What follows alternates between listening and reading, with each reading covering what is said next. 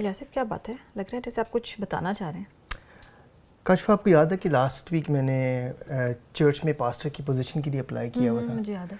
तो उस चर्च ने मेरी पास्टर की पोजीशन जो है एक्सेप्ट कर ली है। बहुत बहुत मुबारक हो, ये तो बड़ी खुशी की बात है।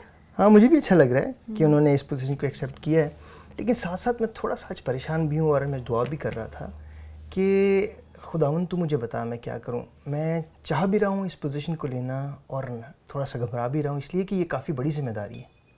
यासिफ, मैं समझती हूँ कि जिस वजह से उन्होंने आपको ये पोजीशन ऑफ़र की है वो ये है कि वो जानते हैं कि आप सिखा सकते हैं, आप पढ़ा सकते हैं और इसकी आपकी काफ़ी तैयारी है।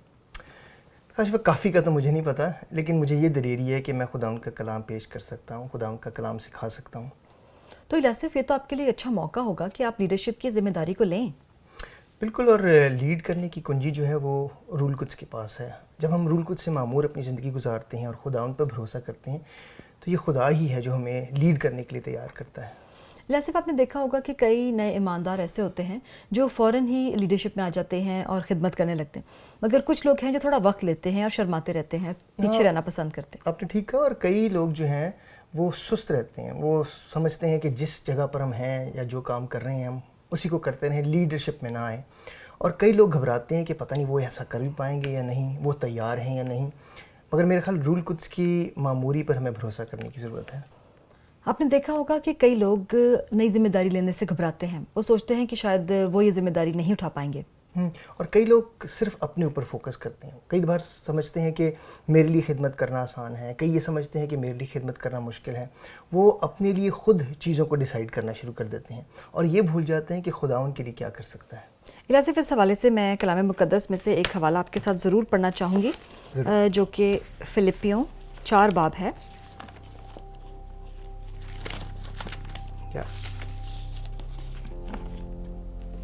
फिलिपियों 4 बाब और उसकी 13वीं आयत। जो मुझे ताकत बख्शता है उसमें मैं सब कुछ कर सकता हूँ। शागिर्द बनाना एक ऐसा सिलसिला है जिसमें नए मसीही या ईमानदार रूहानी बालिदगी में बढ़ते चले जाते हैं, तरक्की करते चले जाते हैं, और जैसे जैसे वो तरक्की करते चले जाते हैं खुदावंद उनको मुख्तलिफ लीडरशिप पोजीशंस में इस्तेमाल करता है।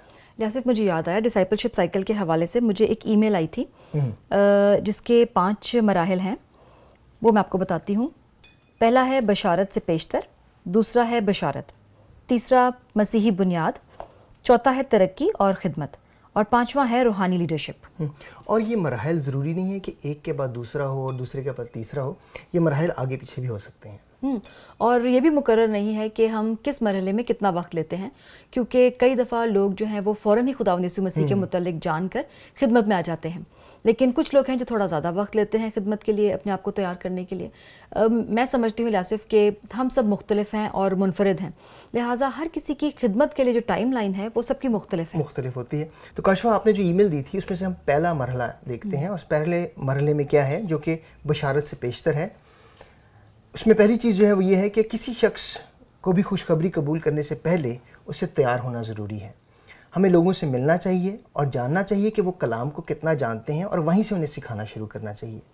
और फिर हम देखते हैं कि कई बार उनके साथ ताल्लुक़ को कायम करना जो है वो बहुत अहम और ज़रूरी है, और कई बार उनकी माली ज़रूरत को पूरा करना ज़रूरी है इससे पहले कि हम उनकी रूहानी ज़रूरत को बताएं या पूरा करें। और जैसे जो दूसरा मरहला यहाँ पर है वो है बशारत का। यहाँ पर यूँ लिखा है कि जब कोई शख्स ये जान जाता है कि खुदावंद यीशु मसीह कौन है और वो क्यों इस दुनिया में आए, तो उन्हें अंजील का पैगाम सुनाएं और उन्हें उनकी ज़िंदगी में निजात दहिंदा की ज़रूरत को महसूस करवाएं।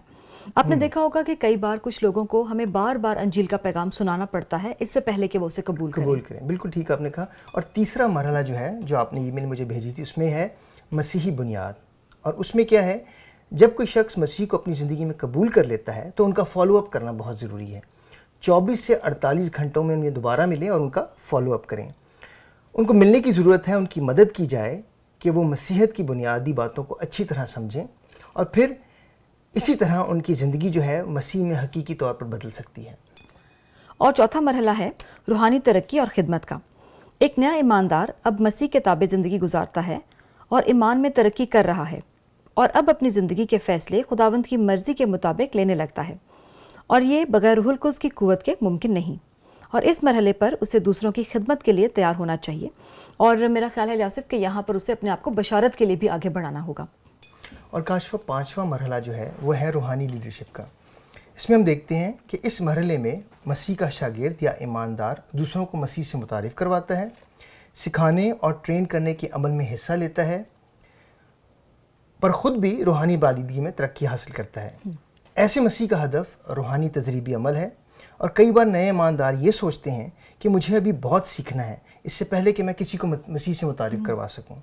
اور کئی جوش سے بھرے جو کہ ایونجلسٹ کی طرح مسیح کو جانتے ہی فوراً دوسروں کو مسیح سے متعارف کروانے میں لگ جاتے ہیں. بالکل. اور الیاصف میں سمجھتی ہوں کہ اس سے فرق نہیں پڑتا کہ ہم کتنی دیر سے مسیحی ہیں یا ہم روحانی طور پہ کتنے مضبوط ہیں، بلکہ ضروری یہ ہے کہ جب ہم خداوند میں اپنی بلاہٹ کو اور خدمت کی بلاہٹ کو خاص طور پہ سنتے ہیں تو ضروری ہے کہ ہم صرف خداوند کی مرضی کو سنیں، خداوند کی آواز کو سنیں اور اس کی خدمت کریں. بالکل. اور ہم دیکھتے ہیں کہ لوکا کی انجیل اس کے 10ویں باب اس کی پہلی 2 آیات کو اگر ہم مطالعہ کریں اور پڑھیں تو وہاں پتہ چلتا ہے کہ خداوند یسوع مسیح نے خود 70 لوگوں کو مقرر کیا تھا کہ وہ جائیں اور شاگرد بنائیں. بالکل. یہ حوالہ الیاصف کیوں نہ ہم پڑھیں؟ ضرور. یہ ہے لوکا کی انجیل اس کا 10واں باب اور اس کی پہلی 2 آیات جو کہ میں آپ کے ساتھ پڑھتی ہوں. جی. ان باتوں کے بعد خداوند نے 70 آدمی اور مقرر کیے، اور جس جس شہر اور جگہ کو خود جانے والا تھا وہاں انہیں 2 کر کے اپنے آگے بھیجا. اور وہ ان سے کہنے لگا کہ فصل تو بہت ہے لیکن مزدور تھوڑے ہیں، اس لیے فصل کے مالک کی منت کرو کہ اپنی فصل کاٹنے کے لیے مزدور بھیجے. کاشا یہاں ہم دیکھتے ہیں کہ خداوند یسوع مسیح نے کلام کے مطابق 70 آدمیوں کو بھیجا کہ وہ خدمت کریں، اور پھر کہتے ہیں کہ مزدور جو ہیں وہ تھوڑے ہیں. آج اگر ہم دنیا کی حالت دیکھیں اور دیکھیں کہ دنیا میں کتنی بے روی ہے، کتنی مشکلات ہیں اور کتنے مزدوروں کی آج ضرورت ہے، تو آج میں چیلنج بھی یہی کرنا چاہوں گا کہ ہر مسیحی کو خدا سے دعا کرنی چاہیے اور پوچھنا چاہیے کہ خداوند میرے لیے تیری کیا بلاہٹ ہے، اور یہ بھی دعا کرنی چاہیے کہ خداوند مجھے جس طرح سے تو استعمال کرنا چاہتا ہے تو کر. الیاصف میں سمجھتی ہوں کہ ہر مسیحی کو خداوند نے اپنی خدمت کے لیے بلایا ہے، اور ہمیں بھروسہ رکھنا چاہیے کہ جب اس نے ہمیں اپنی خدمت کے لیے بلایا ہے تو وہ ہمیں تیار بھی کرے گا، عقل دے گا، حکمت دے گا، تاکہ ہم خداوند کی خدمت کو بہتر طور پر اور مؤثر طور پر کر سکیں. بے شک.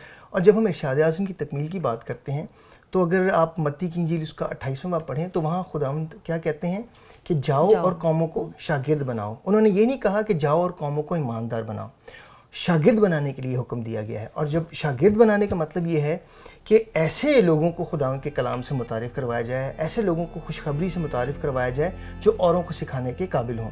جیسا 2 تموتھیوس اس کا 2 باب اور اس کی 2 آیت میں لکھا ہے، اور میں یہ حوالہ آپ کے سامنے پڑھنا چاہوں گا. 2 تموتھیوس 2 باب اور اس کی 2 آیت، اور اس میں یوں لکھا ہے، اور جو باتیں تو نے بہت سے گواہوں کے سامنے مجھ سے سنی ہیں ان کو ایسے دیانتدار آدمیوں کے سپرد کر جو اوروں کو بھی سکھانے کے قابل ہوں.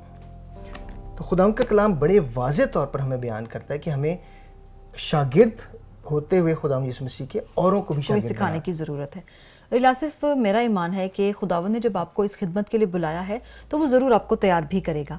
تو میں چاہتی ہوں کہ جو کچھ باتیں آج ہم نے سیکھی ہیں آپ اس کا خلاصہ کریں.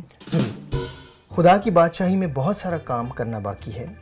بشارت دینے، شاگرد بنانے اور خدمت کرنے کے کام کو اس لیے روکا نہیں جا سکتا کہ ابھی ہم تیار نہیں. جب تک ہم دنیا میں چلتے پھرتے ہیں ہم نہ تو کامل ہوں گے اور نہ ہی ہمیں تمام علم سے واقفیت ہوگی. اس لیے ہمیں خدا پر توکل کرنا چاہیے تاکہ ہم اس کی خدمت کے لیے تیار ہو سکیں.